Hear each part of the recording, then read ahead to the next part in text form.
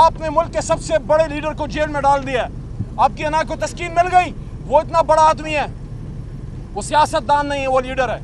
وہ اتنا بڑا آدمی ہے کہ باوجود اپنے دل پہ بھاری پتھر رکھ کے جب اس کو یہ کہا گیا کہ امن و امان کی صورتحال ہو سکتی ہے, آپ خدا را 22 اگست کا جلسہ ملتوی کیجئے, کوئی سیاست دان ہوتا وہ کہتا کیوں میں ملتوی کروں, میرا کراچی نکل آیا ہے, میرا لاہور نکل آیا, پورا KPK نکل آیا ہے, سارا پاکستان روڈوں پہ, میں تو جلسہ کروں گا. لیکن وہ سیاست دان سے زیادہ لیڈر ہے. اس نے مناسب جانا کہ اگر امن و امان کی بات ہے تو میں اپنی انا سے زیادہ پاکستان کو ترجیح دیتا ہوں. عمران خان صاحب نے جلسہ کینسل کیا, عارضی طور پہ ملتوی کیا, حالانکہ جس دن اسی جگہ پہ محترم ہمارے بہت ہی سینئر لیڈرشپ کے بیرسٹر گور صاحب اور ہمارے اعظم سواتی صاحب یہاں گفتگو فرما رہے تھے, اسی وقت میرے دائیں ہاتھ پہ ہمارے بڑے بھائی اسلام آباد سے جیتے ہوئے فارم 45 کے MNA شعیب شاہین صاحب ہائی کورٹ میں تھے, وہ وہاں پہ عدالت میں کھڑے تھے, ہمارا پورا انتظام موجود تھا. ہمارا وزیر اعلیٰ خیبر پختونخوا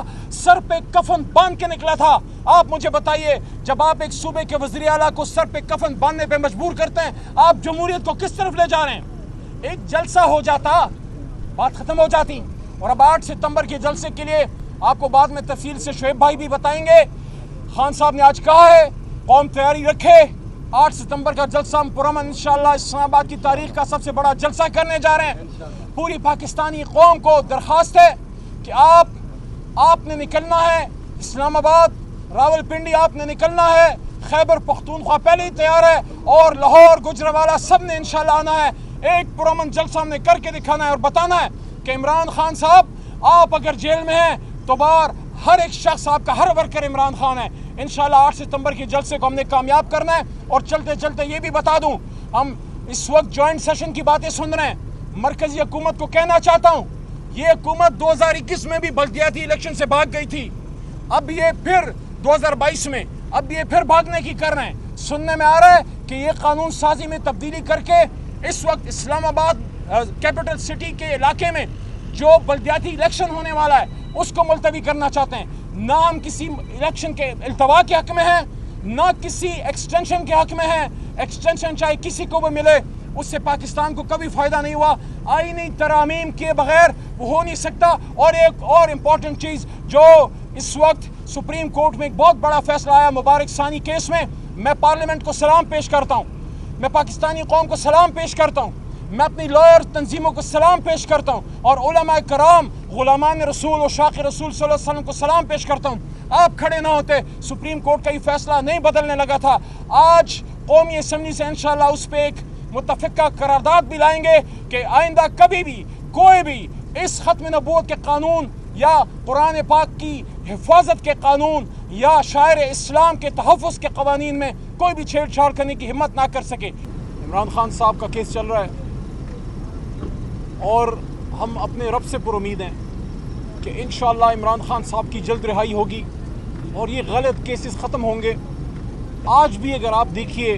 تو عمران خان صاحب کو ناجائز اندر رکھا ہوا ہے, کیونکہ 1 سال سے زیادہ ہو گئے جن کیسوں میں جناب عمران خان صاحب کو گرفتار کیا گیا تھا اور ان کی گرفتاریاں ڈالی گئی تھی. سب سے جو خطرناک کیس جو خان صاحب کے خلاف میرے خیال میں بنایا گیا, جو ظلم عظیم تھا کہ اپنے سابق وزیر اعظم پہ آپ ایک ایسا کیس بنائیں جس میں کیپٹل پنشمنٹ ہو سکتی ہے. سائفر کیس کی بات کر رہا ہوں. تو سائفر کیس ختم ہو گیا. اس کے ساتھ ساتھ 1400 سال 1450 سال اسلام کی تاریخ میں زنا پہ سزا تو سنی تھی, نکاح پہ سزا دینے کی کوشش عمران خان صاحب کو کی گئی, جو ان کے خلاف عدت کا ایک انتہائی ناجائز, غلط اور اخلاق سے گرا ہوا کیس بنایا گیا. اس میں بھی اللہ تعالیٰ نے عمران خان صاحب کو بری کیا باعزت, اور بشرا بی بی کو بھی. اور ساتھ میں توشہ خانہ کیس میں بھی عمران خان صاحب باعزت بری ہوئے, اور ان کی ساری جو ان پہ الزامات تھے ان کو عدالتوں نے ردی کی ٹوکری میں پھینک دیا. اب جو آپ نے نئے کیسز اور بنائے ہیں اس میں تو اس کا فیصلہ تو آئے گا, لیکن جن کیسز میں 1 سال سے رکھا ہوا تھا اور جس میں عمران خان صاحب بری ہوئے, تو عمران خان صاحب کو آپ نے اندر کیوں رکھا ہوا ہے, اور وہ 1 سال ناجائز اندر رکھنے کا ذمہ دار کون ہے, اور قوم کا جو 1 سال ضائع ہوا جیل میں اور جو 2 سال سے پاکستان کی معیشت کا پہیہ رکا ہوا ہے اس کا ذمہ دار کون ہے. میں ان سب سے پوچھنا چاہتا ہوں جو پاکستان کے بہت مامے بنے ہوئے تھے کہ 2 سال سے تو عمران خان صاحب حکومت میں نہیں ہے نا, 2 साल से तो इमरान खान वज़ीर आज़म नहीं है ना, 2 साल से तो शाह महमूद कुरैशी वज़ीर ख़ारजा नहीं है ना, 2 साल से तो हमारे तरीन साहब वज़ीर ख़जाना नहीं है, 2 साल से मैं पार्लिमानी उमूर नहीं हूँ, 2 साल से स्पीकर असद कैसर स्पीकर नहीं है, 2 साल से आपके मनपसंद चहीते जिनको बार बार आप आजमा चुके हैं आपने बैठाए हुए हैं। अब आपसे सवाल है 16 महीने में उन्होंने क्या कर दिखाया,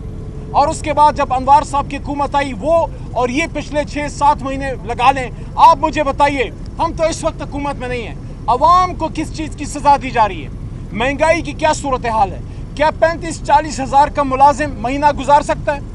क्या लोग आज अपने बिलों के पैसों के लिए अपनी बच्चियों की बालियां नहीं वो गिरवी रख रहे या बेच रहे, क्या कंगन नहीं बेचे जा रहे, क्या बच्चों की फीसों के लिए लोग जो है फाका करने पे मजबूर नहीं है, क्या इस वक्त एक मोटरसाइकिल चलाने वाला एक आम शख्स या एक वाइट कॉलर शख्स वो इस वक्त अपनी दवाइयों के पैसे, अपने नॉन नफके के पैसे, अपना घर चलाने का इंतज़ाम कहाँ से कर रहा है। बिजली के रेट्स इमरान खान की हुकूमत में क्या थे और आज क्या है, डॉलर का रेट इमरान खान की हुकूमत में क्या था और आज क्या है, पेट्रोल प्राइसेस इमरान खान की हुकूमत में क्या थे और आज क्या है, लॉ एंड ऑर्डर की इमरान खान की हुकूमत में क्या सिचुएशन थी और आज क्या है, आपका जो ट्राइबल बेल्ट है अमन और अमान की इमरान खान की हुकूमत में क्या सिचुएशन थी और आज क्या है। काबुल में अमन आ रहा था, अफगानिस्तान में अमन आ रहा था, आपके ताल्लुकात बन रहे थे, तुर्की से आपके ताल्लुकात मजबूत हो रहे थे, ईरान से आपके ताल्लुकात मजबूत हो रहे थे। MBS साहब मोहम्मद बिन सलमान साहब खुद दौरा करके पाकिस्तान आए और इमरान खान साहब को अपना शाही मेहमान बनाया, पाकिस्तान और सऊदी अरब के बीच में ताल्लुकात मजबूत हो रहे थे। आप हमें बताइए बिलावल भुट्टो जरदारी की कारकर्दगी बमुकाबला शाह महमूद कुरैशी की कारकर्दगी, आप हमें बताइए वज़ीर आज़म इमरान खान जो फॉर्म 45 वाला था और फॉर्म 47 के शहबाज शरीफ का मुकाबला करके बताइए क्या सिचुएशन है। क्या आज इंटीरियर मिनिस्टर मोहसिन नकवी साहब उनके नीचे पाकिस्तान में अमन अमान आ गई है और उनसे तो क्रिकेट नहीं संभाली जा रही, आज क्रिकेट का बेड़ा गर्क हो गया है, आज अमन व अमान का बेड़ा गर्क हो गया है, आज पाकिस्तान बांग्लादेश से हार रहा है जिनको कभी फ्रेंडली मैच में हम कभी कभी जितवा दिया करते थे, आपको वसीम अकरम का वो मैच याद होगा, तो आज आप बांग्लादेश से जीतने के जोगे नहीं हैं,